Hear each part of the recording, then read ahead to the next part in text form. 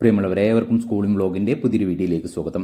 ഏകദേശം 10,000-ഓളം BSc nursing സീറ്റുകളാണ് കേരളത്തിൽ ഉള്ളത്. നിലവിൽ +2 മാർക്കിന്റെ അടിസ്ഥാനത്തിൽ 2011 മുതൽ LBS സെന്റർ വെബ്സൈറ്റ് വഴിയാണ് ഇതിലേക്ക് അഡ്മിഷൻ നടന്നു വരുന്നത്. എന്നാൽ 2011 മുമ്പ് കേരള മെഡിക്കൽ എൻട്രൻസ് വഴിയായിരുന്നു അഡ്മിഷൻ ഇതിലേക്ക് നടത്തിയിരുന്നത്. കഴിഞ്ഞ വർഷം ഇന്ത്യൻ നഴ്സിംഗ് കൗൺസിൽ 2024 മുതൽ +2 മാർക്കിന്റെ അടിസ്ഥാനത്തിൽ അഡ്മിഷൻ നടത്താൻ പാടില്ല എന്നും എൻട്രൻസ് നടത്തി അതിന്റെ സ്കോറിന്റെ റാങ്കിന്റെ അടിസ്ഥാനത്തിൽ മാത്രമേ ഇനി മുതൽ അഡ്മിഷൻ നടത്താവൂ എന്ന് കൃത്യമായിട്ട് ഉത്തരവ് ഇറക്കിയിട്ടുണ്ട്.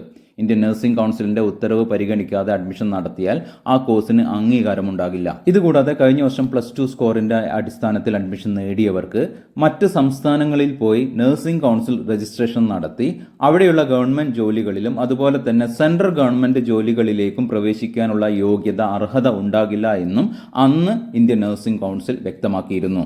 ഇത്തരത്തിലുള്ള ഡീറ്റെയിൽസുകൾ വന്നതുകൊണ്ട് ഈ വർഷം എൻട്രൻസ് തന്നെയായിരിക്കും BSc നഴ്സിംഗ് അഡ്മിഷന് എന്ന കാര്യത്തിൽ പൊതുവെ ഉറപ്പുള്ള ഒരു കാര്യമായിട്ടാണ് കാണുന്നത്. ഇതുമായി ബന്ധപ്പെട്ട് ഇന്നത്തെ മലയാള മനോരമയിൽ വന്നിട്ടുള്ള ഏറ്റവും പുതിയൊരു വാർത്തയാണ് നിങ്ങൾ സ്ക്രീനിൽ കാണുന്നത്. എൻട്രൻസ് നടത്തുന്നതുമായി ബന്ധപ്പെട്ട വിഷയത്തിൽ 18-ന് ചേരുന്ന മന്ത്രിസഭാ യോഗം തീരുമാനമെടുക്കും. ഇന്ന് ഡേറ്റ് 14ആണ്. 4 ദിവസങ്ങൾ കഴിഞ്ഞ് തീരുമാനം വരുന്നതാണ്.